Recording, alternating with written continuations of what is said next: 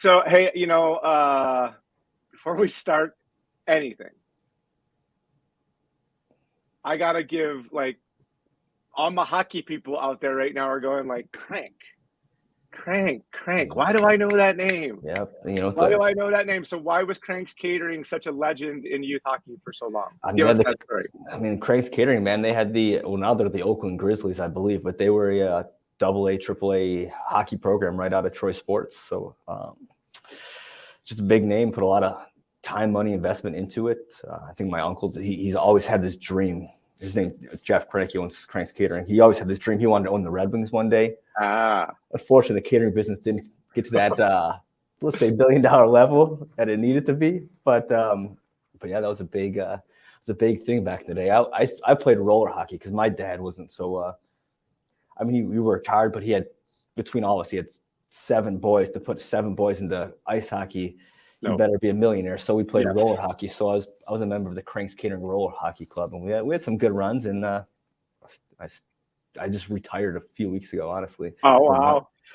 Because it's losing the passion a little bit. The roller hockey scene since Joe Dumars closed is just it's unorganized, and it's just the product is just rough. I mean, they can't get refs. They're just putting out anyone. Just like, I'm a competitor. I play to win, even if I I can't work under these conditions. What is this, amateur hour? Yeah, it's just like we had a playoff game, and they the people who run the league just put out some refs that were just like they never refed a game before. It's like, come on, man, I play to win. Like, that's the reason you play. I mean, I know I'm 36. I'm in the beer leagues, but still, it's a competitive league. That's why you do it. I mean, you play the game to win. That's the way we roll. So, and I just, before we close on this topic, when it comes to organizational sponsorship, okay, so this is actually a sales topic, believe it or not. So I, at my age and during the stage of my time being a youth sports parent, coincided with that organization's sponsorship of what now has become Oakland Junior Grizzlies, are legit elite and have done a masterful job of growing their footprint in what was already a crowded, noisy, and difficult marketplace of AAA hockey, because you have Little Caesars, Bell Tire, CompuWare, Victory Honda. We already had density of competing logos in that marketplace, and yet Cranks found a way to be able to create a value proposition for the kids and their parents who ultimately chose to invest in that program, and to now see where it's gone and what it's been able to achieve, and the players that the OJG program has been able to put into junior hockey, college hockey. It's been really fun to watch. It's sweet. It's one of those, you got to be from here to know what we're talking about kind of things, but to know that I would not buy my tires from Bell Tire because we played for Little Caesars. Sorry, but I'm not doing that. I'm not buying my cars from any of the Victory dealerships because I'm sorry. I love that, man. I didn't realize the rivalry runs that deep. That's great. 100%. So it's fun to kind of be plugged into that piece of it. And then for you personally, we've not known each other tremendously long, but I'm a bit of a digital voyeur, if you were. And, you and I have made some attempts to try to make this happen in the past. Obviously we've had a few obstacles put in front of us here over the course of the last 24 months, but, I've been speaking a lot in these shows about how the job market has evolved, right? So 2 years ago, if you wanted a job, there were jobs to be had. There were more jobs than there were people to fill them. Everyone was in their seat doing their work. Money was flowing. The economy was great. And then obviously we know what happened. It fell off a cliff. And in that process, Michael Crank, you unfortunately were in probably the most negatively affected segment of our marketplace, being in hospitality. So talk to us about the transition that you've had to make and kind of some of the inputs that you had to factor into your decision-making as you were making this really sizable decision to not just change a job, not just change a career, but change an entire industry. So talk to us a little bit about that. I mean, I love the hospitality industry. First off, it was, I mean, I grew up in it. It's in my DNA. But the thing about the hospitality I love so much was it's just serving others. That's what I'm all about. I have a servant heart. And but during COVID, I had to rethink everything. My whole entire career, I used to always say, I'm going to pattern myself as a Swiss Army knife. I'm going to I've worked tourism and I've crushed it there. I've worked food and beverage operations and I've exceeded expectations there. I've run sales departments, marketing departments, in banquets, tourism, restaurants, and hotels. So I figured I'd be recession proof. I never actually even thought in a million years that there'd be this pandemic that would wipe out an entire industry. Luckily for me, I survived it. My strategy actually worked. I was the only one in my department that survived at the Royal Park Hotel, where I was previously at. And but it was hard. It was a whole going through the pandemic, because we're not out of it. It's the whole industry changed. I would get all this momentum, all this swagger going, just feeling good, be just feeling on top of the world, just fired up, because I get my sales book going strong. And then you'd look on the headlines of the news and see Delta variants, and then your phone doesn't stop ringing. Oh, how are you going to cancel your next events? And you got $500,000 worth of events that are in hotel stays that are canceling. So this cycle happened like 3 or 4 different times, and that's what really caused me to rethink. Like, man, this anxiety that I'm getting just from not knowing what's going to happen, it's tough. And then the thing about me is, the thing as a servant to my customers is, I want to say yes to everything. And during COVID, you had to say no to a lot of things. No, I can't do the buffets. No, I can't sit 10 people at a table. There's just no, we can't do this, we can't do that, because we can't put you in danger, or we have the health departments that have all these different rules. So it became so mentally exhausting. But at the same time, I loved what I did so much. I loved the people I worked for and worked with. I wanted to fight through it. I wanted to see the other side of the mountain. And then after a while, every time I'm thinking to the other side, I just realized this mountain is just getting bigger. Right. And that's where I had to sort of rethink my strategy. And honestly, I wasn't looking for another job. I was committed. I was committed to take the bumps and the bruises of the industry. But then this new opportunity came about from someone who actually follows me on LinkedIn, and who we've had a couple of conversations in the past, them being a customer. And I said, you know what, maybe it's time for a change. And it was tough. It was the hardest decision I ever had to make, because I felt like in that I had my dream job. I had the boss I love. I had the team that supported me. Everyone was great at what they did, but just having to think about my family, and just the industry as a whole. It was time to make a choice. And honestly, I've always had this passion in my heart for marketing, and this just seemed like the perfect opportunity to make that transition. And I learned a ton. I learned, like, just to have your back against the wall and be at rock bottom of an industry and have to figure out how you're going to come out of it. I mean, that's scary, but that's exciting. Like, that is insane. Like, just to not be able to do anything, to come up with vertical concerts that we did at the Royal Park, and really pull out your whole tool belt. I mean, that part of that industry was incredible. I'll never in my entire life forget what we did at the Royal Park in those 2 years during COVID. And what you learned in the process, right? So amazing. I woke up one weekday to a voicemail from my boss at 2 a.m. the night prior, telling me, hey, tomorrow morning when you wake up, you're going to wake up to news that our company declared bankruptcy. Oh, wow.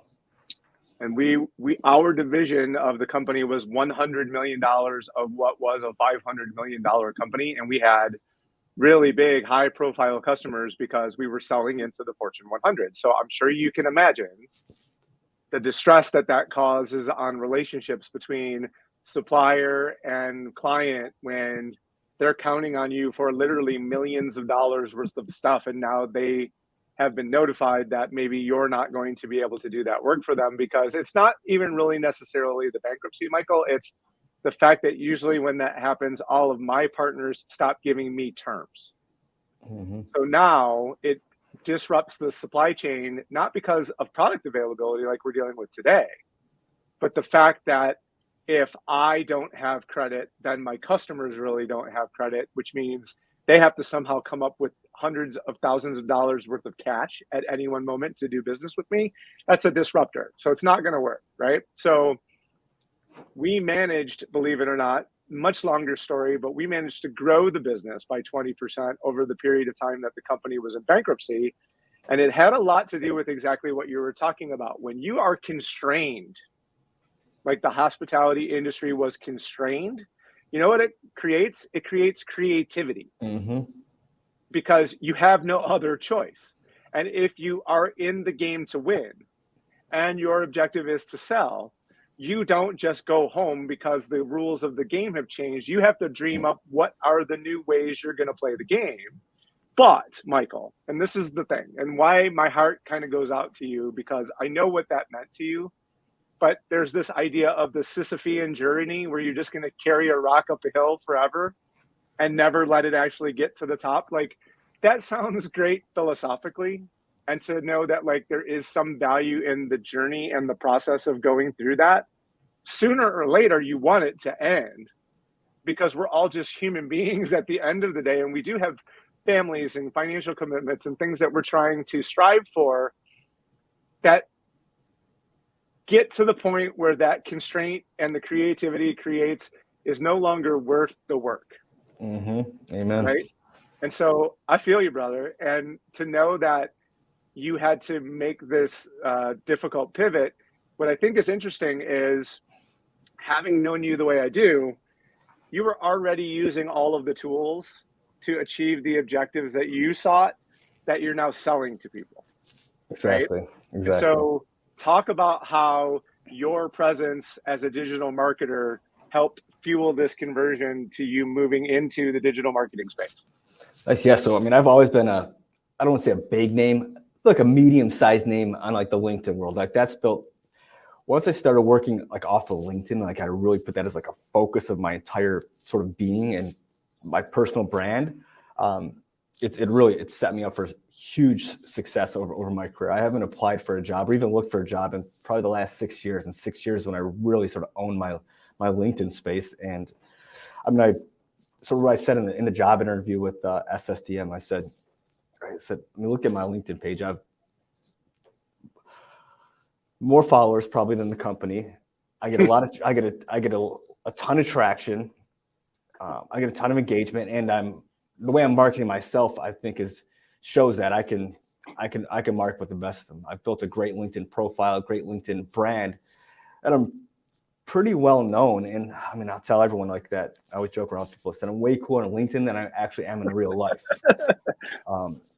But in all honesty, on LinkedIn, my whole thing is authenticity. I want the same person you see on LinkedIn is to be the same person that you see in real life. But anyways, that LinkedIn brand building, that's what put me out there for everyone to sort of see. And it gave me this opportunity to get here. So just having that digital personal presence created this opportunity. And this opportunity is not really it's not a business development opportunity as of now. It's called this client experience manager. So I'm really just working with top tier companies and sort of speaking our language on the digital marketing side and taking our language and sort of deciphering it to be more English so that the everyday person can understand it. So really, I mean, the tools have always been there. I've always sort of had them. It's just using them for a different use. But nothing would be possible for my career, honestly, without my digital marketing presence. It's honestly, it's changed my life. I've created so many different opportunities for me. And it's pretty cool to not have to look. Everyone just comes and finds me. There's scales that, whether on purpose or subconsciously, people are constantly weighing inputs versus value of the inputs, right? So a lot of times what you'll hear people say about digital brand building is, I don't have time for that. Or there's something about it that I'm not passionate about, or whatever. There's all kinds of reasons why people choose not to. But what I think your example shows is, for those willing to make the investment in the digital brand building, it's more like a road than an edifice, in my opinion. And what it does is, the more ground you lay, the farther you can go. Exactly. And whether or not you make the choice to lay the road is 100% yours.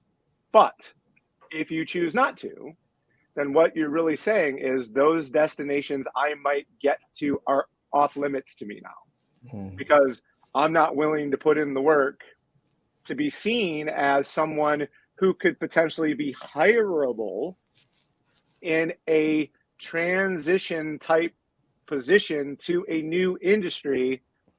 And the way you're able to be seen as capable of making that transition is because you did all the work. Amen. Right? Yeah. So, there's this kind of yin and yang that go along with that. But I mean, I think yours is one of the best examples that I've seen for someone who, whether it was because you know, where you are in your age and how the social media platforms were evolving as you were coming into your own, digital brand building for people your age is a little bit more second nature than maybe someone my age. But to me, what's important is to highlight the fact that, like, I'm not going to say that's why you got that job, but I also will say to everyone, did you hear Michael say he's not applied for a job in a really, really, really long time? Yeah.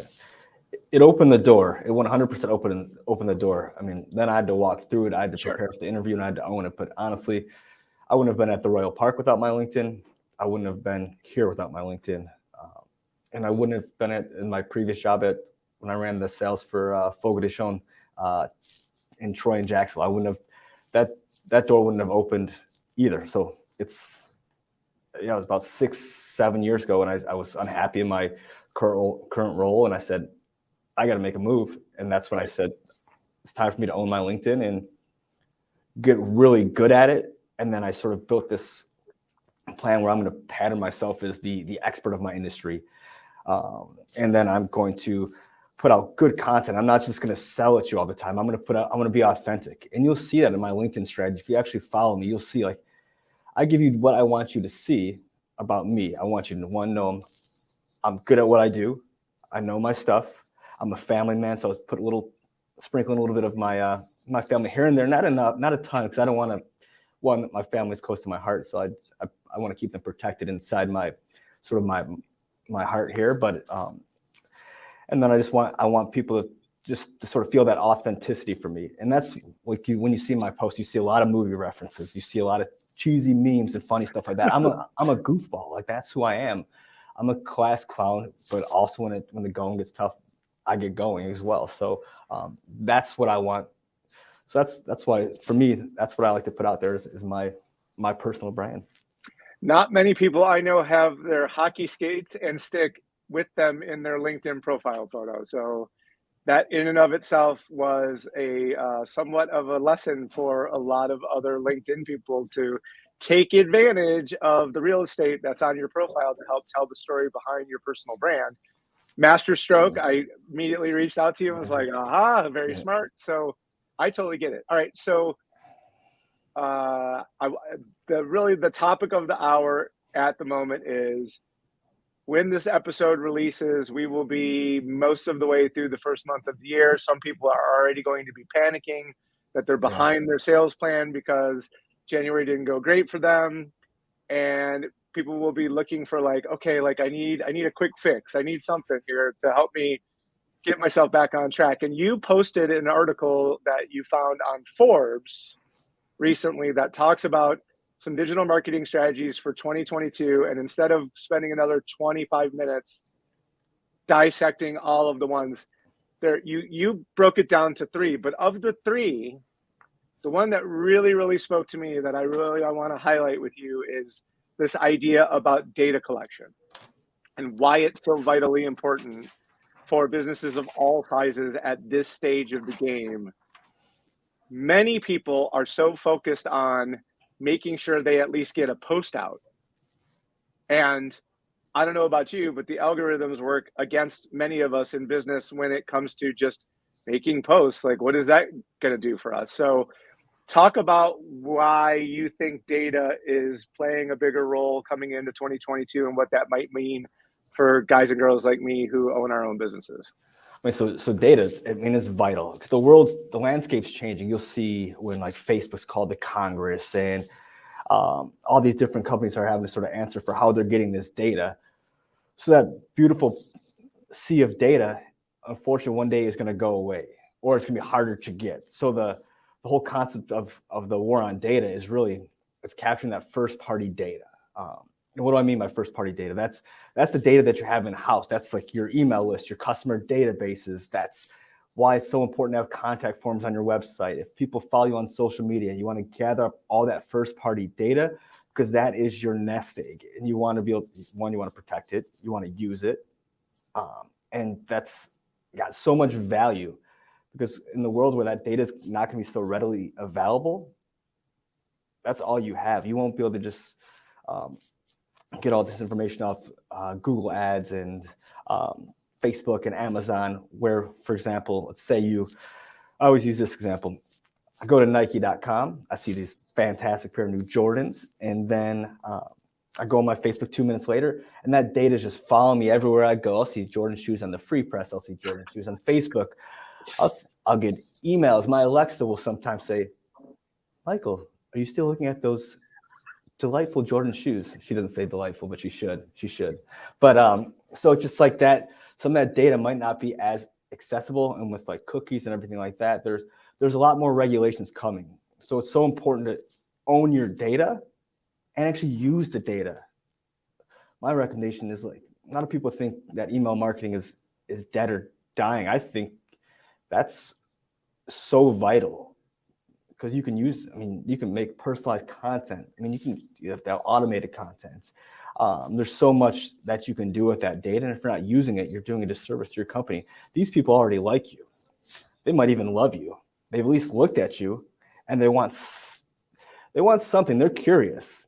Now you just got to get them to bite the apple. So that's why I think it's owning your data. And any data you can gather up is so vital. And again, you need to have content forms. You need people to sign up for your email list. But then once you get it, use it. So that's I guess what I talk about on the war on data. So email marketing is one of those axioms that I think has been around for so long and mostly been derided in the marketplace. Two, we as the recipients of email marketing are often pissed off by the way it gets done. Yeah. Yep. So we all inherently have this bias built up about email marketing. And yet on the other side of the fence, consistently and repeatedly, digital marketers will say to you time and time and time again that your email marketing strategy is a vital part of what it is that you need to accomplish. Where's the gap? Why? What is the problem? What kind of bridge do we need to be building, Mike, that would solve this negative bias and get us all back feeling good about email marketing again? Honestly, I think it's the person sending the email marketing is so reckless with it sometimes. Yep. They're just sending it spam. Let me just throw something at the wall and see if it sticks. I think the way to sort of get over the bias is if the companies that do it correctly, you have different sort of platforms in the world, like on Salesforce and different things like that, where you can see where your buyers or where the buyer's at in the cycle, and sort of personalize it to that buyer. I think works a lot better. Actually give them relevant information. A lot of times they just say, here's 20% off here's 20% off X, Y, and Z. And it's just reckless. You're just throwing something that has no actual bearings to what the people are doing. So I think if it's used a little more tastefully, a little more personalized, I think I know it's far more effective.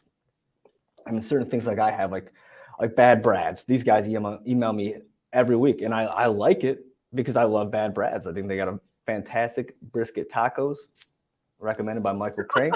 I know food. But anyways, like Bad Brads, for example, they email me like once a week. It's not 5 times a week, but And I like when I get their coupons. I can easily hit unsubscribe, but I mean, they know I like, they know I come in there often. They hit me with these coupons. That one's great. So there's certain brands that do a better job. I'm trying to think of another example I had. What I have here, but there's some great ones out there. Like the Remarkable, for example. This notebook that I want so bad, and this was another one that follows me around because I clicked like find out more information, and because I do want more information, and I'm going to buy it.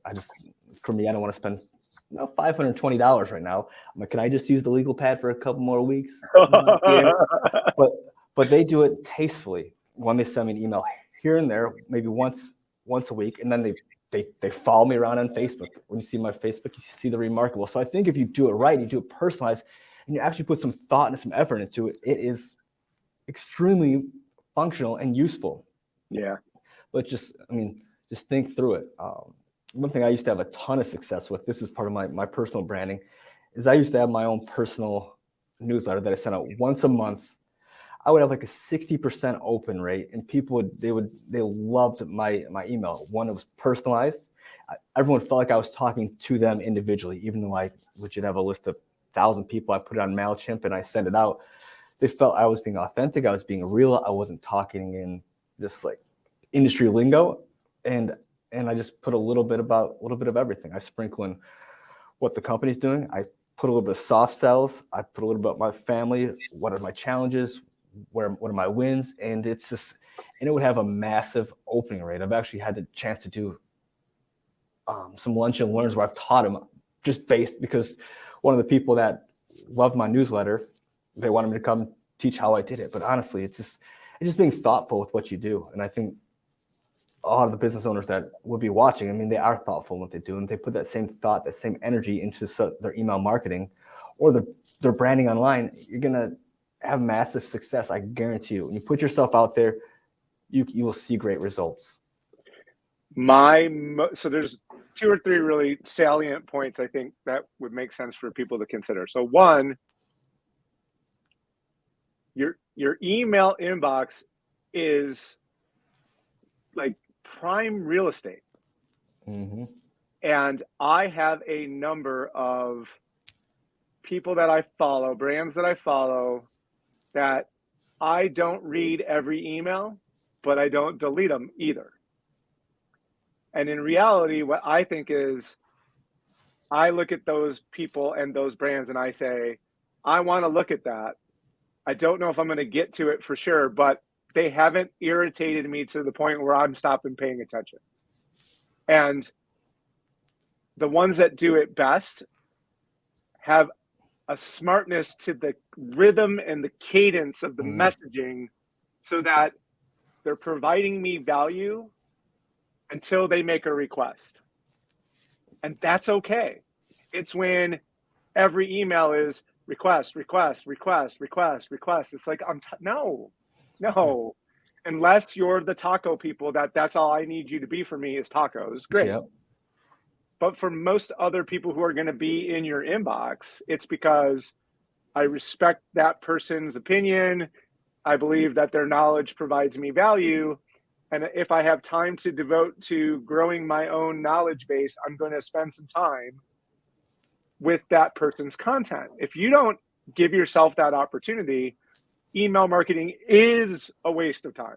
Yeah. And it absolutely is. Yeah. There's certain brands, like I'll say, you guys that I've loved, that they hit me up way too often, and just never providing value, where they'll go right in the spam. But again, like we both said, if it's thoughtful and there's some strategy to it, it can be massively successful. Well, and like you said, make it seem like you're writing directly to me. And if you can't sub-segment your email distribution list to make it be more personal, scrub your list down. Amen. Until you get to a place where the number of people on that list, you could actually write them a direct email if you were forced to do so. And if you do nothing more than just narrow it down to the people you could do that with, I promise you your results are going to improve. Preach. I love it. All right. the last piece of this is, though, we both of us are both very much in the camp of video, video, video, video, video. Why is it important? And can you marry these two things together? Can you marry video into your email marketing? And then where do you think it's best employed in the rest of the digital marketing strategy? All right, I'll give you two strategies on video. On LinkedIn, one, if we're doing personal branding, video is vital. One, it gives you a look inside the soul of a man or a woman. You sort of get to know the person. And my strategy, what I always recommend on video and LinkedIn, don't try to be perfectly polished. Be you, be relatable. Like if you screw up a word, like I'm sure there's some mistakes I've made in our chat today. That's all good because we all make mistakes and you're relatable. Right. As far as digital marketing, I mean, there's so many opportunities now. I mean, but if you're going to put video on your digital marketing, it's got to, like your corporate page, you want that to be polished. You want that to be professional. You want that to be nice. Or you can put it on your Facebook page. You can put it on your LinkedIn. You can put it on, you can have your own YouTube page. There's so many different opportunities to use video to show off your different products, to show off what you're doing. It's vital. I mean, that's what people don't want to read 500 pages of Word. I'd rather click a button. I got my AirPods in and just watch a 10-second video. So depending on what you're trying to promote, the length of the video, and there's a lot of different factors that go into it, but you need to use video. It's the wave of the future. It's where we're at. You have all these streaming services now, like the Hulu TVs of the world, where you can put more stuff out and more active ads. And so I think it's absolutely vital. But the two strategies between the personal brand and the professional brand, completely different strategies, if you ask me. Mm-hmm. Yeah, the first person nature of user generated content provides primacy and immediacy and sense of place, right? So I've been traveling a bunch. People are interested in knowing, like, where is he? What's he up to? So leaving that part out of what's going on is isolating yourself from the people in your community who would be entertained by knowing some of those things. And for us, right, so Mike, we talk a lot about, I actually, in my book, I wrote about this thing called the Trust Continuum. And the journey from know to like to trust, to me, a lot of people think it's a straight line, when in reality it's a pyramid. And what I'm trying to preach to my consulting customers is, when you are encountering someone, regardless of whether it's the first time you've met them or the 100th, the first responsibility you have to yourself and to that person is, where are we on this trust continuum? Like, where are we? Because I can focus my efforts on those activities that will move me up on that continuum if that's the first thing I'm paying attention to. And I'm off building things that I can give to people that will help build that level of trustworthiness over time. So that if I'm looking for clues to suggest that we've made that migration up to a better trust relationship, it should change the nature of the discussions that you and I are having in the process, right? Because if I'm stuck at top of funnel discussions all day long, but you love me, then I'm really not getting to where we could potentially both be together, because I'm ignoring the fact that I've earned this goodwill with you, or vice versa. If I haven't earned any trust with you and I immediately going into pitch, that feels like what happens after someone sends you a LinkedIn connection request and then immediately starts trying to sell you something. The worst. We won't get on that. That's a whole nother podcast. But yes, I agree. I mean, you're spot on. And if there's, like, for all of you listening, come in, if it's 2022 and you're having that panic moment like we're talking about right now, just go around and start capturing stuff about what's going on in your life. Even if you don't want to be the one being recorded, just record stuff and have an opinion about what it is that you want to tell people, but have there be a reason for why you're trying to do that. And know that that's the opportunity for you to build that relationship that's been missing in the trust continuum. I could go on and on and on.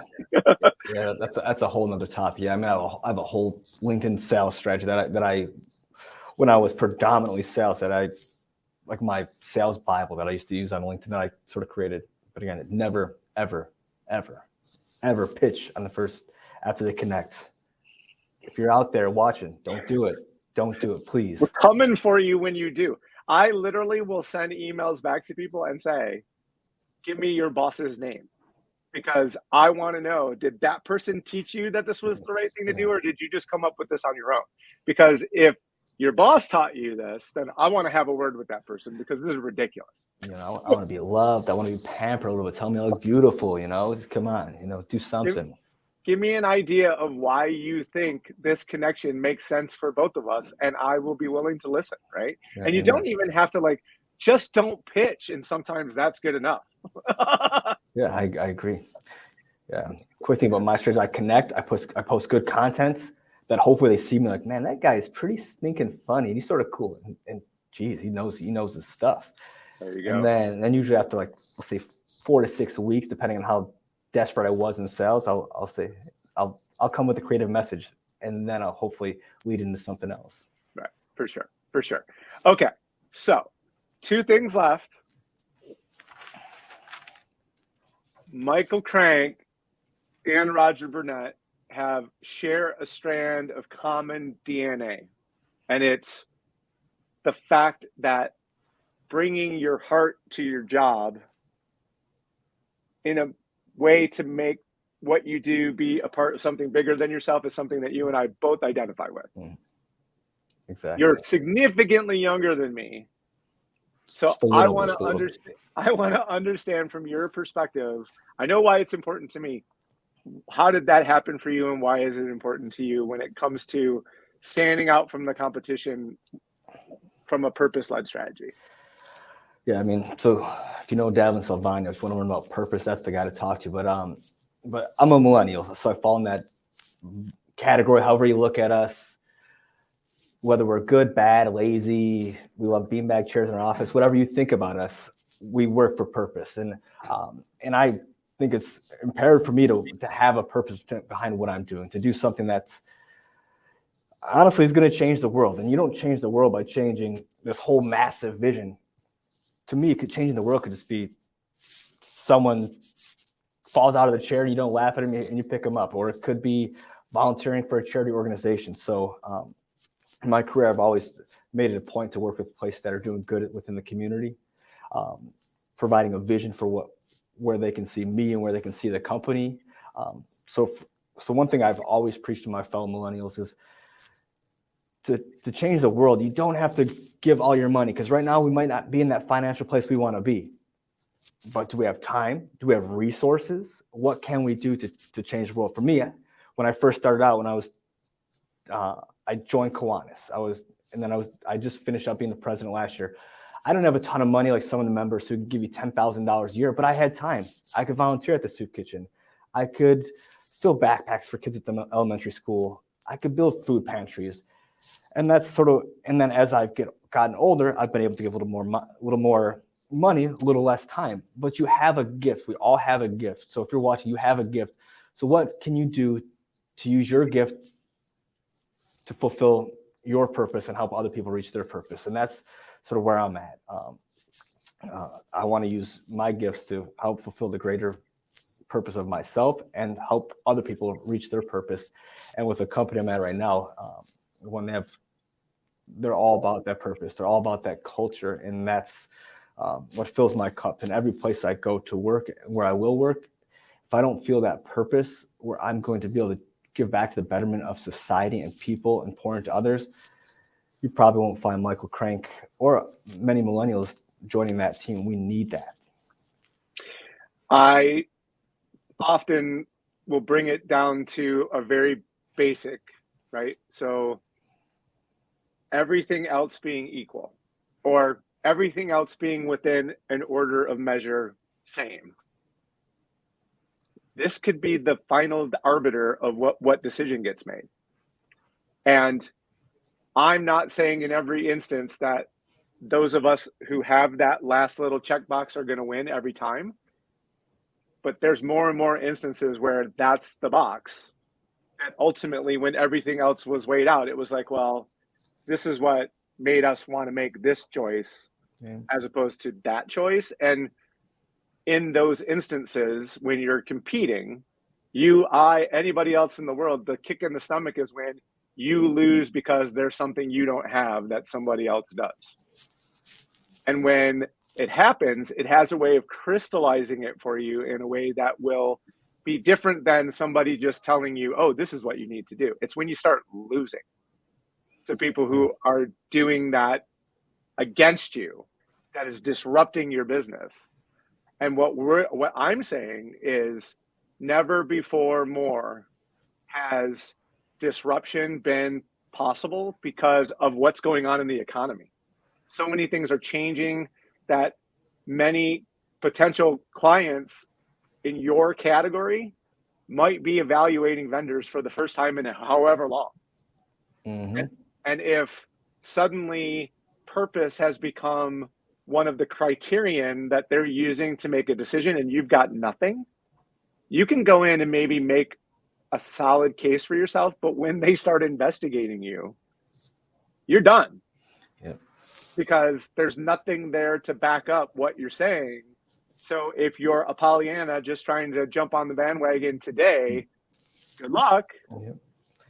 But if you've got something about your business that really does warrant it being told, get to getting right now, because it's so vitally important, don't you think? Yeah, I couldn't agree more. Look, it's not what you say, it's what you do out there.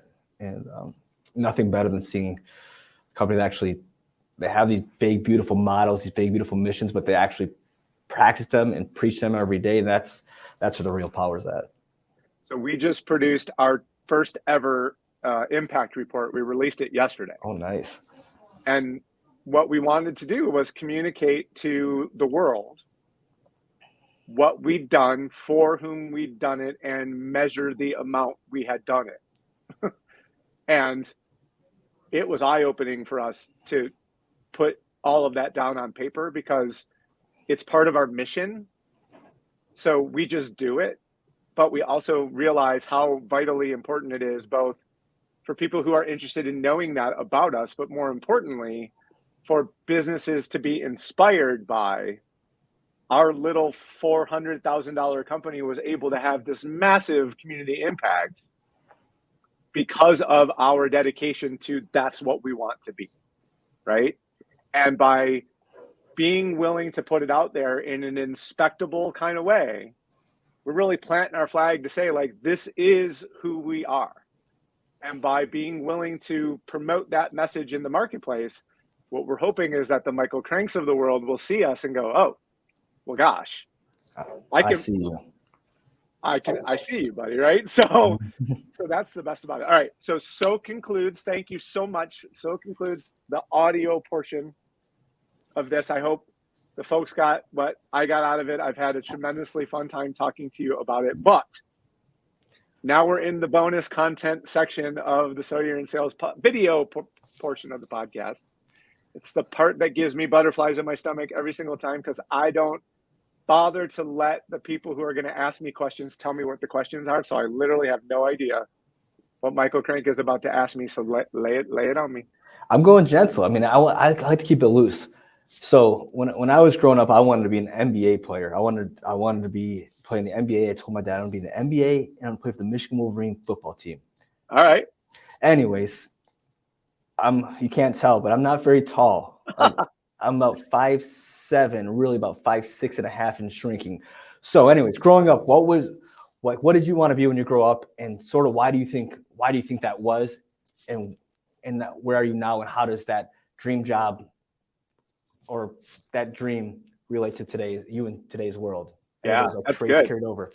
That's super good. So I literally wanted to be, if I could walk off the baseball diamond when the game was over and straight onto the set of ESPN to broadcast what happened that night. I love it. That would have been me. Like, I wanted to be Peter Jennings and Alan Trammell, like both of those at the same, like MVP shortstop, world-class television announcer, right? And I actually wanted to go to school to be a journalist. And members of my family convinced me that maybe my dream wasn't translatable into an actual career. It's a whole separate podcast. But think about it this way. So what the world did for me is it gave me back all of those chances to do the things that I originally wanted to do because of things like blogs and podcasts. And like, I'm doing what I wanted to do short of the sports side, but I would have been retired by now anyway. So whatever. I have my sons to live through vicariously when it comes to their sports pursuits.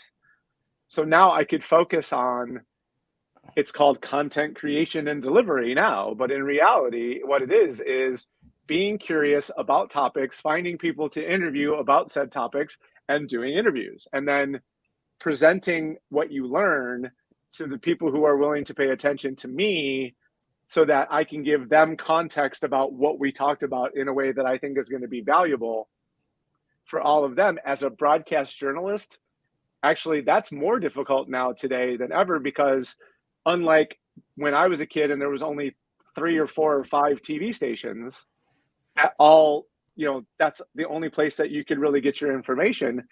Now you can decide what little version of the truth do you want to believe in and only consume content that supports your narrative. So here I am with a podcast and a blog and everything about being in sales because it's been 27 years and I really enjoy being in sales and talking to other people about what being in sales is all about. So I love it. I want to high five you right now. That was great. It's so cool that it didn't turn out the way we originally planned, but yet in a lot of ways it still worked out and allowed me to pursue these passions in a way that could benefit not just my business or my own personal brand, but society as a whole. That was awesome, man. What way to achieve. Side note, this is a different conversation, but if you ever want, we'll set up an announcer booth at my kids' t-ball game. Me and you will announce it. We'll get up, we'll wear suits in the middle of July, but I'll get us the rock. That'd be great. All right, you're gonna love this. So the first 2 years of Ryan's junior hockey, I went and really ingratiated myself on the broadcast team to the point where the second season, every home game I was there, they would let me do color on the second period. Nice. That'd be great. Awesome. It was so much fun. There's a picture my wife took of me up there in the catbirds area, and literally my face is splitting. I'm smiling so hard because not only was I doing what I love, but I was getting to call my own kids' game, right? Like that was the best part. And you got to see the whole how that played out later and what he said on the ice about me and how cool all of that was. But yeah, like there's this commercial going on right now where the guy is in the cold case at the convenience store and the guy it's Julian Edelman and he's like, oh, he went for 2. Like that would totally be me. Yeah, that's gonna be me as well. That's gonna be me as well. That was good stuff. I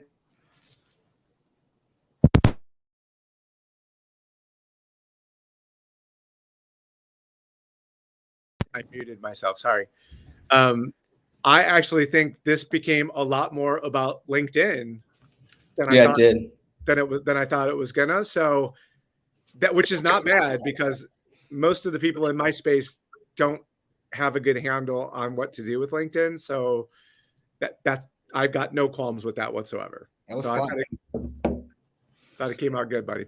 All right, so I get me those assets that I can pull from, and I usually release the show like lunchtime on Wednesday.